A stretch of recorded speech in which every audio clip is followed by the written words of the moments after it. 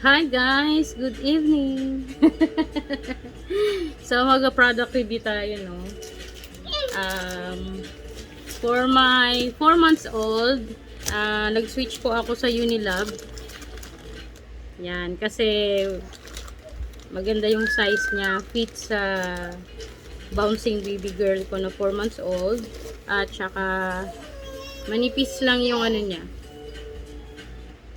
Hindi siya bulky. And maganda rin yung kapit ng tape niya. Ayan o. Tapos for wipes naman, budget friendly kasi din yung brand na to. So Lazada lang kami umorder. Ayan. Unilab din. For our wipes. So sa aking ano naman, ang review ko sa product na to, hindi po siya nagli-leak. Tapos, hindi rin nagkaka-rashes yung aking baby. Hindi nagli-leak, maganda yung fit niya. Soft siya. So, yung absorbent niya, maganda rin. Napakanipis lang niya kung titingnan nyo yung pad. Sobrang nipis. Pero, maganda ang kanyang quality. So, mura lang, pero yung quality niya, tatapat yan sa mga mamahaling mga brand ng diaper. So, for my 2-year-old Gabi, hi everyone! So, for my Gabi from the branded diaper, nag-switch kami sa Clean Font naman. So, Clean Font din dapat sa aking 4 months old. Pero kasi, yung size naman nito, malaki siya para sa aking 4 months old. So, eto lang si 2 years old ko. And, yung ano din niya, hindi siya makapal. Yung pad. Ayan, manipis lang. Kasi may garter eh. Pero sa loob, ayan. Look at that. Yan, manipis. Tapos, maganda yung quality ng kanyang garter. And then, meron din siyang ganito, pang lock. Pagka may poops na or ni-remove mo na, i-roll mo lang ganon, then lock.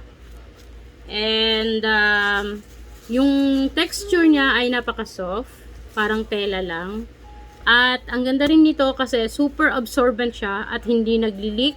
Hindi rin nagkaka-rashes yung baby ko kasi nga hindi wet yung kanyang texture pagka napuno na, no? So, dry pa din ang puwet ni baby. And then, for dito naman sa aking 2 years old, Clean Font brand from Lazada. And Clean Font din ang kanyang wipes. So, yan. Maganda rin yung quality ng wipes. Mura lang, affordable.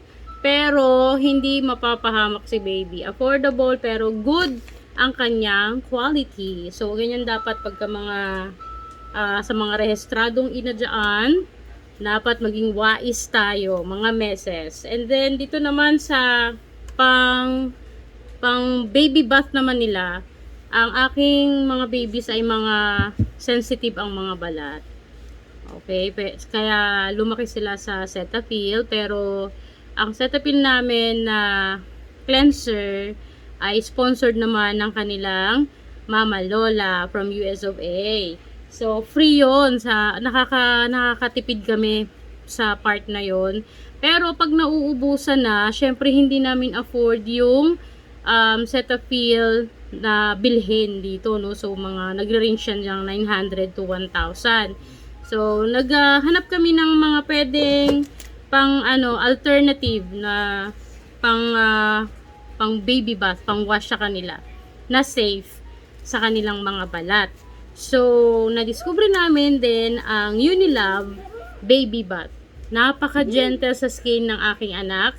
Hindi siya nagkaroon kasi may mga rashes yan pagka matapang or hindi hiyang sa pang-wash nila. So, dito hiyang siya. Bumubula siya kasi sa Cetaphil hindi siya mabula, no. Pero mild talaga yon, proven na yon. Dito naman bumubula siya, pero yung mechanism niya or yung action nito ay very very safe, no, sa aking anak. Na-try ko siya for almost a month na, and very very safe sa balat ng aking baby. So yun kung hindi Lactacyd, Cetaphil, talaga lang yan sila eh. Nag-try kami dito, murang-mura, at ang cute ng kanyang ang cute ng kanyang lalagyan, 'di ba? Very very cute. Very very baby ang itsura niya. So, nag-try kami ng ibang brand aside from Cetaphil pag nauubusan na, pag wala pang padala. Wait talaga, nagkaka-allergy ang baby ko. So dito, ang maganda kasi meron siyang safe lock para hindi mapaglaruan ni baby. Hindi niya ma-press-press ng ganon. Itong na aking 2 years old. Both sila ginagamit na ito. Very, very safe. Very, very safe. At very, very mura. So, yun lang po. Pwede nyo pong itry ang mga brand na ito. Dahil ako po, sa aking palagay, or sa aking opinion, at sa aking nadiskubre, at sa aking experience, napakaganda po ng quality. Bye! See you again next time!